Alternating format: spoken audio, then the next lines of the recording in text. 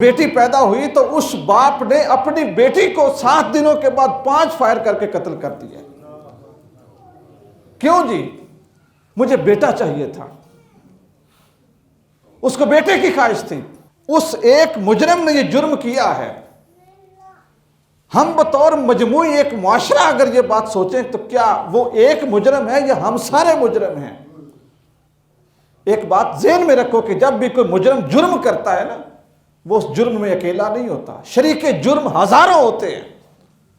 چور چوری کرتا ہے تو چور اکیلا ہوتا ہے، اس کو چوری سکھانے والے، اس کو چوری پہ مجبور کرنے والے، اس کو چوری کا رستہ دکھانے والے، اس کو چوری کے بعد پکڑے جانے کے بعد تھانے سے چھڑوانے والے، اس کی ضمانتیں کروانے والے اور اس کی پیٹھ پہ تھپکی دینے والے کہ کچھ نہیں ہوگا، یہ سارے مجرم ہوتے ہیں۔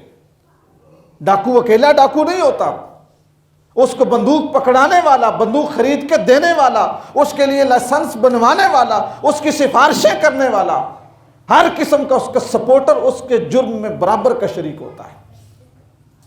اسی طرح اگر اس شخص نے بیٹی کو قتل کیا ہے نا، وہ اکیلا مجرم نہیں ہے، اس میں پورا معاشرہ مجرم ہے کہ ہم نے بیٹی کو بوجھ سمجھا ہے۔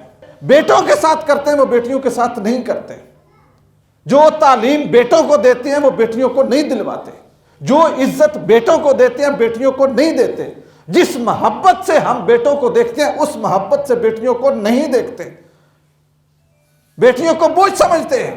اس شخص نے بھی یہی سمجھا کہ میری بیٹی میرے اوپر بوجھ بنے گی۔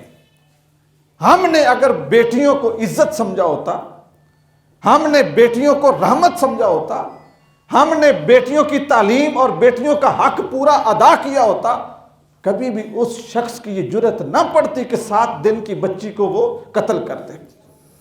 معاشرے نے ماحول ایسا بنایا اور یہ بات اس کے دل میں بیٹھی۔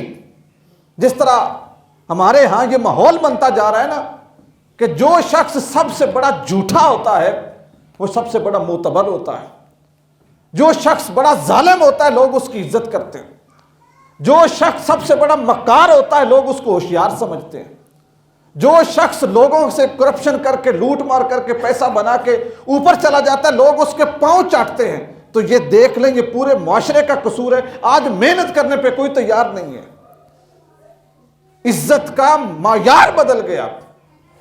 آپ 2 صدیاں پیچھے جائیں، قرآن پڑھنے والوں کی عزت تھی، ہر کوئی قرآن پڑھتا تھا، علم پڑھنے والوں کی عزت تھی، ہر کوئی علم پڑھتا تھا، تعلیم دینے والوں کی عزت تھی، ہر کوئی تعلیم حاصل کرتا تھا، حدیث پڑھنے والوں کی عزت تھی بادشاہوں سے بڑھ کر۔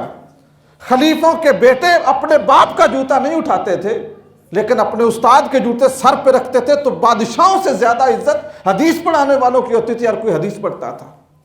آج عزت عیاشیوں کی ہو گئی، مکاروں کی ہو گئی، ڈاکوؤں کی ہو گئی، لٹیروں کی ہو گئی، تو کوئی شخص بھی حلال طریقے سے پیسہ نہیں بناتا، ہر کوئی یہ کہتا ہے کسی اور ذریعے سے بناؤ تاکہ مجھے عزت مل جائے۔ ہمیشہ معاشرے مجرم ہوتے ہیں۔ استاد مجرم ہے کہ جس نے تعلیم نہیں دی کہ بیٹی اور بیٹا برابر ہیں، باپ مجرم ہے کہ جس نے فرق کیا ہے کہ بیٹی الگ چیز ہے بیٹا الگ چیز ہے، ماں مجرم ہے کہ جس نے بیٹے کو جو اہمیت دی وہ بیٹی کو نہیں دی۔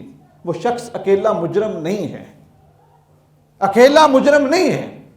ہاں اگر آپ یہ کہیں کہ وہ اکیلا مجرم ہے تو پھر آج سے ہم نیت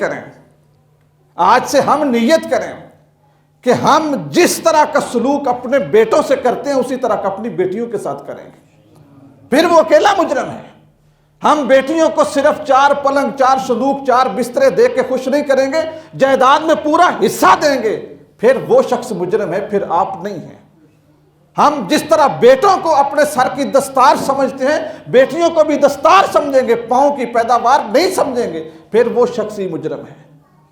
اگر یہ نفرت یہ تفریق ہمارے اندر سے ختم نہ ہو اور ہم کہیں کہ وہ اکیلا مجرم ہے جس نے بیٹی کو قتل کیا، نہیں، قتل فائر اسی نے مارا ہے لیکن اس کو پستول ہم سب نے پکڑایا ہے، ہر اس شخص نے پکڑایا ہے جس کے گھر میں بیٹی سے انصاف نہیں ہوتا، جس کی بیٹی کو اس کا حصہ نہیں ملتا، بیٹی کو گھر میں بیٹوں کے برابر حقوق نہیں ملتے، جس کی بیٹی کو ہمیشہ احترام کے ساتھ نہیں دیکھا جاتا۔ ہر اس شخص نے اس آدمی کو پستول پکڑایا کہ مار دو اس کو، اس کی معاشرے میں کوئی عزت نہیں ہے۔